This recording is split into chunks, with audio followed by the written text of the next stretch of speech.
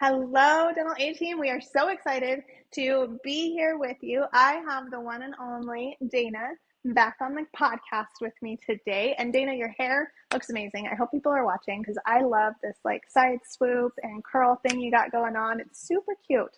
Super cute. It's Friday, right? Fun Friday. Fun Friday. I love it. You're right. You're right.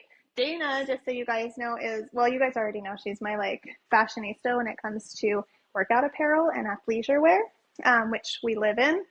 So she's my fashionista there, but she also teaches me tips and tricks on how to do my hair. One time I made her record herself on how to I think it's called the wave now. It's like the crimper thing. And she literally had to like record herself to send it to me. I'm the older sister, so I don't have people in my life to teach me these things. So I lean on Dana for that. So now you're going to have to record yourself doing your hair today.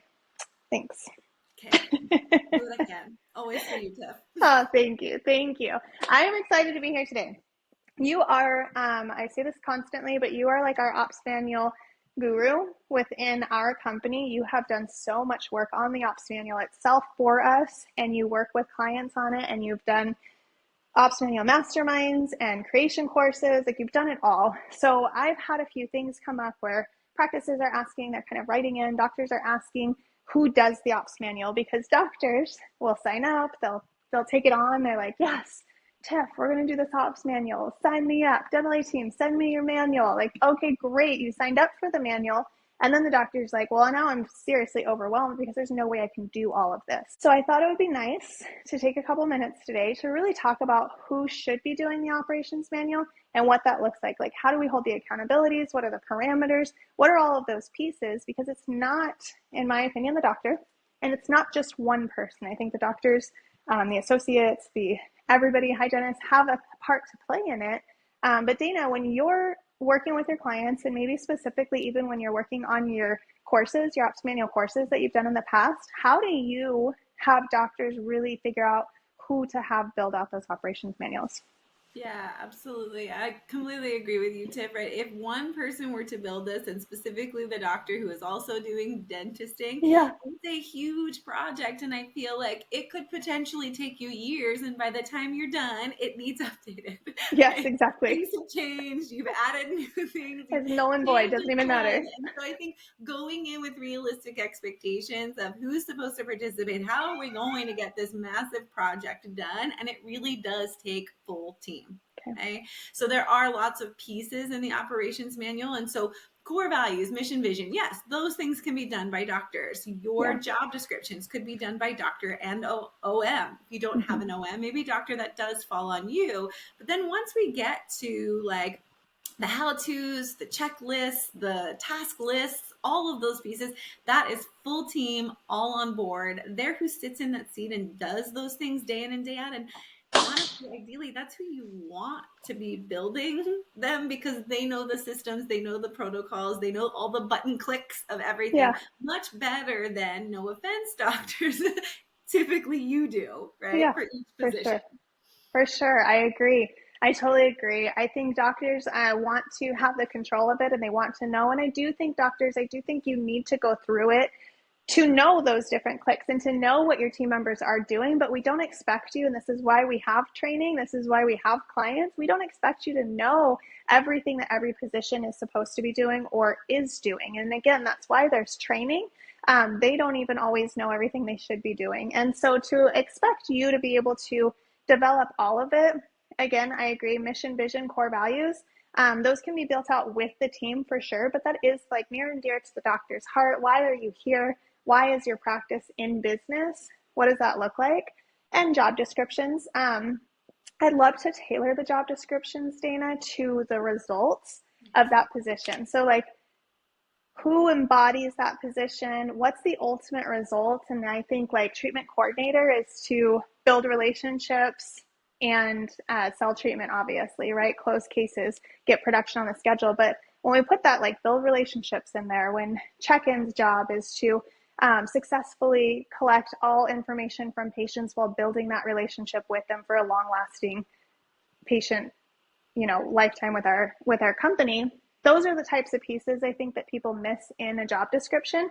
They hop into that job description and it's like bullet points of like, well, these are all the things that you would do in this job, that job description is literally describing how can I win within my position. So for doctors and office managers to build that out, you guys are literally building it out based off of, why do I have this position in my practice? What's the point of this position?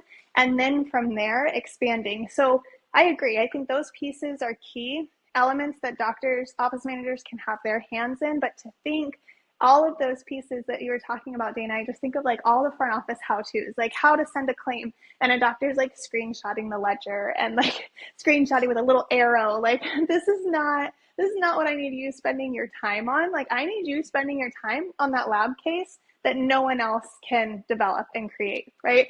Let the billing representative take the screenshots of the ledger and put the little arrows in there. That's not for you to do. So I totally agree. I think everyone needs to have a hand in it at a certain point.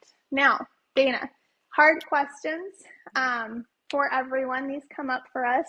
And you guys, I just talked to a doctor the other day, and it wasn't necessarily about the operations manual, but it was just accountability in general.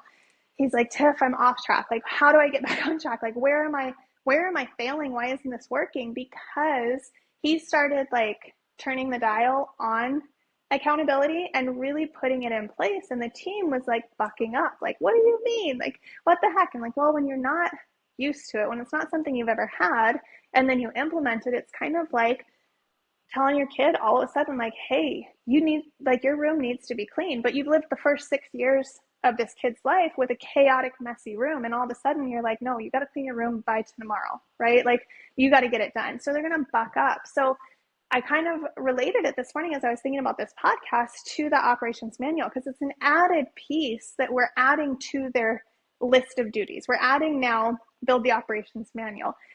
They're going to buck up a little bit. And me, procrastinator queen, and forgetful diva over here, I'm going to put it to the last, because I'm like, I've got other things that patient facing, I got things to do. This is going to be the last thing that I do. And then likely I'm going to forget that I was supposed to do it. And then a year goes by and a doctor's like, hey, Tiff, I still don't have an operations manual. Okay, well, probably missing some accountability. So how do you structure those accountabilities with the practices that you work on? Because you do really well with succeeding and getting systems in place and operations manuals done. How do you help them structure those accountability pieces? Mm-hmm. Yeah. And I do feel like this is where I say put one person in charge of checking in, looking at due dates, assigning tasks, those pieces. And ideally, doctors, I'd love to see this be something that you delegate. What that doesn't mean, though, is you don't check on the person that you've delegated it to. Oh, so I usually say pick a lead, pick an office manager, pick somebody who has the capacity to take it on in your practice. And they are like your operations manual guru.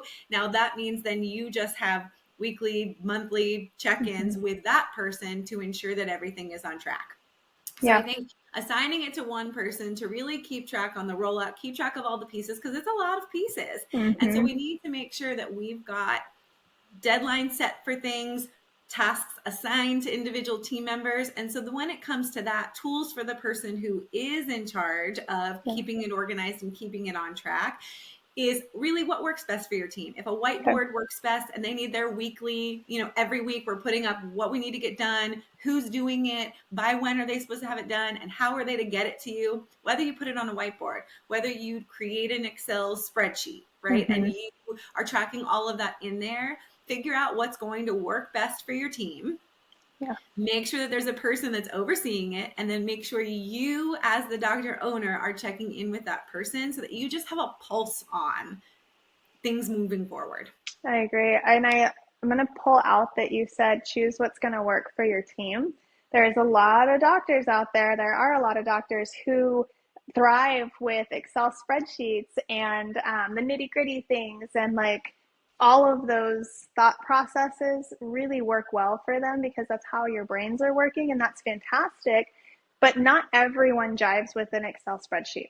So if you go through all this work and you create an Excel spreadsheet and you're like, you guys, this is going to be amazing, this is what we're using, and then they don't jive with it and they never look at it, you're going to be really upset. Like your heart's going to hurt. You're going to be like, I put so much work into this.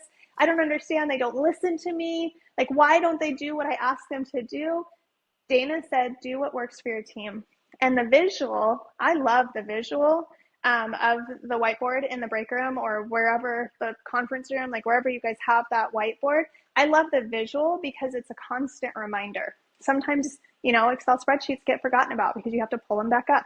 You got to have it open. You can only have one person in there at a time. Like there's limitations to it. And an Excel spreadsheet may work for your team. That may be the perfect option for them and they love it, and that's perfect too.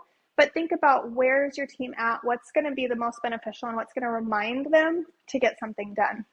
So I do love that, like, check it off, check it off, check it off. And then another thing I want to pull out is that you said by win dates. So break it apart is what you said. Break apart the pieces that need to be done, the structure of what needs to happen to get an operations manual completed, and then set deadlines. And Dana, I know with my clients that have finished this or that I have them working on it now, it'll be like, okay, you're at your how-tos, and I want you to have 5 how-tos written by next Friday, September, whatever that date is, 6th. Is that how you mean, like, pick it apart and do a by when date? Like, really break it down and simplify it? Because I think, Dana, if somebody told me, they were like, you got to have all your how-tos done by December 31st. Like today is what, August 30th, something like that while we're recording this? Like, yeah, have it done by the end of the year. I'm like, cool, I got time. And guess what's going to sit there until the end of the year when I'm in a mad dash rush to try to get things done. But if they said, okay, or if I broke it down for myself. So if that was my goal. All right, great. We're going to have this done by December 31st. I would have to tell myself, okay, I have X amount of how-tos, and I'm going to do X amount per week until December 31st. And I've got to check those off. I've got to build my plan. I've got to build my path to get there. And I'm going to have to check those off as I do them. Otherwise, we're going to get to December 31st, and it's going to be like, I got half of them done because I started last night, and I really just didn't have the time. I had 4 months. I couldn't find the time. I didn't make the time to do it. So we've got all this planned out. We've got it all going. I think weekly meetings, if we're doing weekly meetings, or once a week check-in, even during morning huddle, if you're doing morning huddles, like really just getting a baseline for where everyone's at and having, like you said, that one person who's responsible for the full accountability, but everyone's truly like holding each other responsible and accountable. And the doctors are not just fully out of the loop, because I see that a lot with operations manuals, with anything where doctors just like, cool, hands off. And I love that. I want a hands off approach, but I don't want you to be frustrated in the end when we get there. And then there's a million excuses from an entire team as to why it's not done. So I love that you said that, Dana. I love that you pulled that out. If the doctor is the office manager, what do you usually do? Because you do have quite a few clients actually who they don't have a true office manager right now or yet. How do you help them structure that accountability, since it is honestly falling to them in most ways? Mm-hmm. Yeah.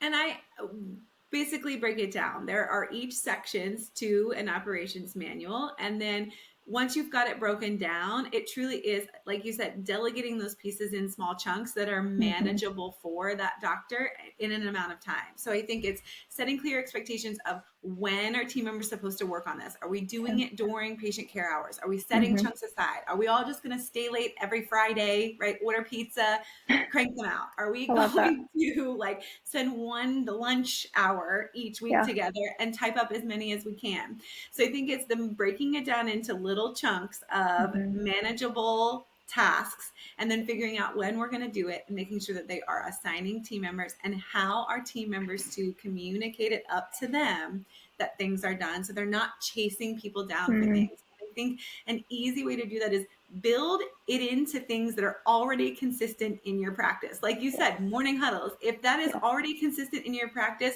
pick a Thursday, everybody reports to you what they've done. If you have end of day checklists, right, then your how-tos get handed in with your end of day checklist and you write off which ones you've done. So just figuring out, what have I already been able to keep consistent that I can just make this a part of it, makes accountability for a doctor who is also the OM who is spearing this to make it easy. Yeah. Gosh, that's brilliant. Basically what you're doing is you're habit stacking at that point, right? Because you've already got the habit in place. And so we're taking a habit that's already working. We're stacking that next layer onto it, because operations manual, doing these things and staying accountable to it is not a habit yet. So if we can habit stack, which is Atomic Habits, and it's an incredible book. If you guys haven't listened to or read that one yet, you should, or I'm sure that we've done a book club 4 or 5 on it here. But if you can habit stack that and really just, like she said, like dual purpose those accountability pieces, it makes it easy. I think we overcomplicate the operations manual, number one, because it's so overcomplicated. It doesn't have to be that hard. And then we tack on overcomplicating any kind of accountability in a dental practice, and it just makes it hard. I think it makes it feel like we're not trusted. It makes it feel a certain way, which makes it more difficult. And then doctors are like, hands in the air, Tiff, I can't do this. They just won't do what I ask them to do. I can't do accountability. And then we're like this downward spiral of unraveling everything. So I love that. Habit stack it. Okay, so who should build the operations manual? It sounds like everybody. It sounds like doctors. Pull apart the pieces and divvy them out, or have your office manager do it if you do have an office manager. And then you guys as a team really set the cadence, set the accountability, figure out what you want that to look like, how long.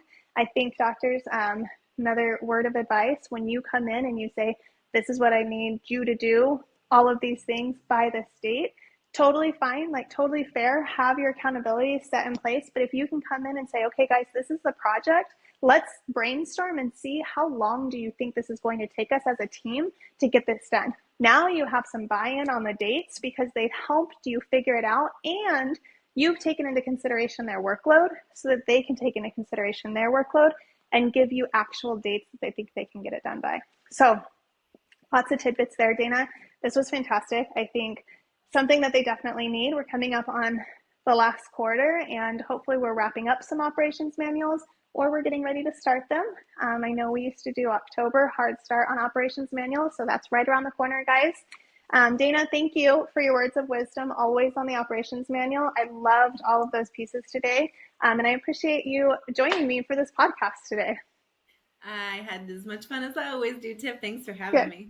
Of course, and we'll go learn how to do that hair, and we'll let everybody else know later. Okay, awesome. Everyone, thank you so much for being here. I hope that this was beneficial for you. I hope that even if you have your operations manual done already, when you go to redo it, when you go to update it, you can reference some of these tools here in this podcast, because we always want them to be super useful for you. So let us know, drop us a 5-star review below. We love seeing them. We love hearing from you. hello@thedental18.com.